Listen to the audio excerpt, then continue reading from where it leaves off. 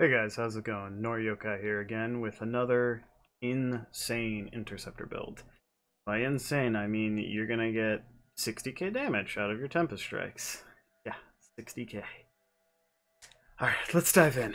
So, the two main abilities you want. So for your Assault system, you're gonna be using Serpent's Veil, your Venom Bomb. That is namely because the asset will increase your physical damage, so it's really good, and also it's really good to proc your components.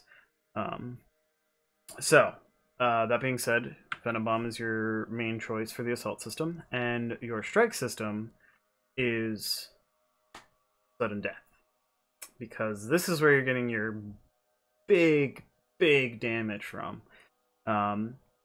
And this is where you're talking about getting 60k hits. And the main thing that helps out a lot with this is also the 100% gear charge. Obviously, you can also get it to 200, so that means you'll get 3 charges of Sudden Strike. So you'll be able to hit 3 times in a row for nearly, you're talking about, 180k in the succession of about, a second, 2 seconds. So you can do some insane damage with this. If you get lucky and get the 200. I only have 100, so I'm actually probably going to work on crafting until I get 200, because that just trumps everything that you can get. Also, in case you guys don't know this, as I've noticed some people have asked me about, was the javelin and the gear symbol. The javelin symbol means that it'll apply to any equipment that you're wearing. With said javelin, with that component. And then the gear symbol means it only applies to that item. So just this gear, just this piece of gear, this sudden death is getting additional charges. My Venom Bomb will not. Just to clarify things.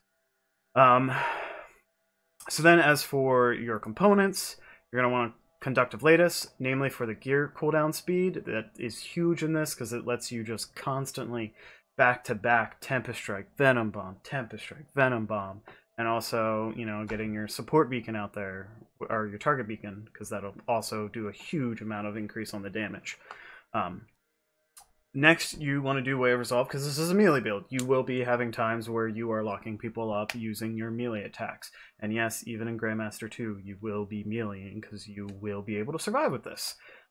Next, you're talking about Talisman of Power, which is namely, the main important focus of this is to increase your strike system, that Tempest Strike, for 10%.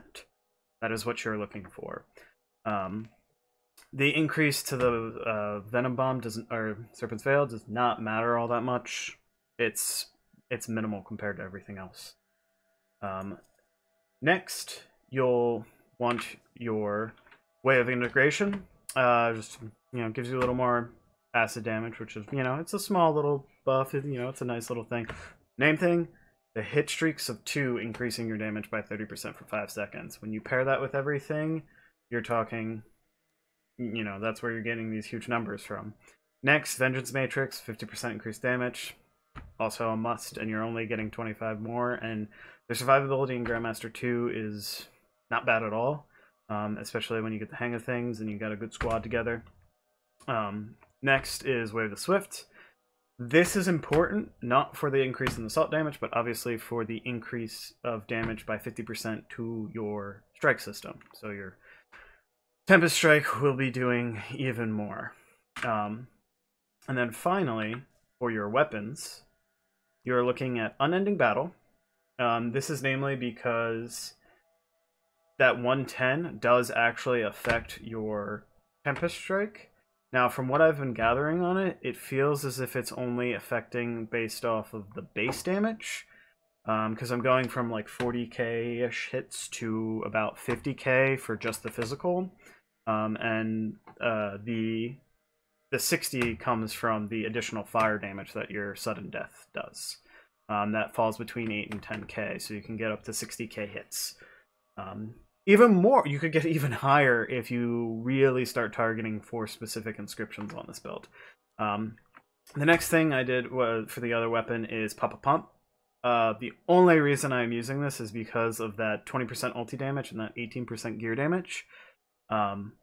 it's just one of the stronger things I have right now. I could work on crafting some to get either like ult speed or ult damage, more gear damage, more strike system damage. Those are kind of the things you want to look for, and ideally I would suggest putting it on something that has a far range and does really good damage.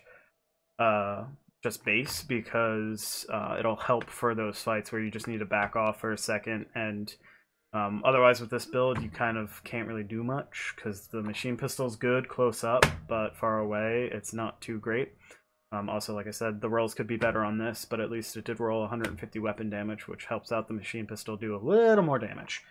And then of course you're running your target beacon, and the target beacon is really helpful for getting that insane damage for your group, and you always want to call out when you're using it, and make sure that you have it up and ready when your teammates have ult.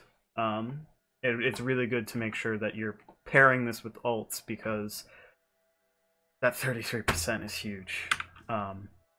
So that being said, the way I've been working with all this is you have your multi-target rotation, which is really simple and easy. You throw out your target beacon, you hit that unending battle, which, by the way, even though it says point blank range, you can't do it from melee range. You have to be slightly further. I've noticed that if I do double jump backwards and fire one shot, it seems to always give me Striker Savagery, and then I'll just go back in with my attacks. So you'll target beacon, you proc that unending battle, throw in your Venom Bomb. You're wanting to aim for 2 or more targets, so then you can proc your Way of Integration for that 30%.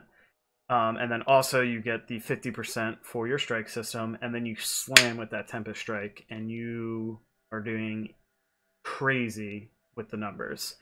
And you just get to watch the carnage after that, and you just get to constantly use it. If I had 3, you're talking like, just, I don't even know, like, yeah, you would just constantly be using skills. It feels really fun. You're doing a ton of damage. You're able to lock down a lot of big mobs, destroy shields.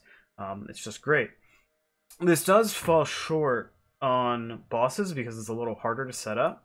So for your boss rotation or single target, like if you're fighting an Ursix or a Titan, it becomes a little bit harder to maximize this. That's why it's always good to have that secondary weapon be something that has good, decent damage from a range, so you can actually still do something in those scenarios. But if you get skilled enough with dashing in and out, you can still actually utilize your skills very well. So for instance, I would target beacon in, get close enough to proc unending battle, jump in, use Tempest strike, jump out, Venom Bomb, jump back in, proccing the unending battle and Tempest striking in order to maximize the damage. And the whole reason behind this is because I need 2 gear hits, and if it's a single target, if there's just one thing, like one enemy right there, in order to get that 30%, I need to first hit the Tempest strike, then Venom Bomb, and then the second Tempest strike will have the maximum damage. And a lot of times, by the time you do that whole rotation, you have another Tempest strike up anyway with the charges, so you can just Tempest strike again. And this is why it's really important to get those gear charges. If you get the gear charges on Tempest strike, 100%, 200%, either one, save it and use it, because it is absolutely vital to make this just absolutely ridiculous. That being said, I am going to showcase some Grandmaster 2 Tyrant Mine to you guys. It starts off a little rocky, and then we kind of get our groove together. On top of that, you know, I am using sigils because it's Grandmaster 2. It's important to, I think, to start using those at Grandmaster 2. The other thing too is, unfortunately, towards the end, we got the boss near, but we fell into a few bugs, and then when we redid it, we actually got a bug where 2 of our members could no longer join back in. So I will end it where our last wipe is. Our only wipe, actually, which is right before we're able to kill him, because I thought I was able to get a res off. I was not. But alas, I hope you enjoy the gameplay, and if you have any questions, feel free to comment down below, and feel free to come by on Twitch and check me out, and feel free to ask me questions there as well. Alright, enjoy, guys. Hey guys, I just wanted to showcase we are doing Tyrant Mine here at Grandmaster 2, indeed. And I will also show you the group that I am running with and the consumables that I will be running with as well. Gear, armor, and melee. Melee helps increase that Tempest strike damage while also increasing your melee damage as well, obviously. The gear just makes all the cooldowns go way quicker, and armor just for that slight increase in survivability. You'll see clips of us going through Tyrant Mine. I'll leave little markers below so that you can jump between, just seeing different phases. I did lose a portion in the middle of the video, so I show kind of a bit of the beginning portion. I clipped together some of the middle, and then obviously the boss fight. Some important things that I just wanted to quickly note that are really beneficial about this build that some people might not realize is you're going to be doing a lot of damage. If you get all 3 charges, you're looking at the ability to do 3 Tempest strikes in quick succession, and you can actually get them to do, you know, that 60k each time. And as you're doing this, you know, doing 60k for each hit, you do 3 in a row, that's 180k in the course of like two-ish seconds. And also you probably will have a charge back at that time because of how quickly this Tempest strike recharges. So you can even get up to 240k in 2 to 3 seconds. So the damage output is insane. But otherwise, enjoy the video.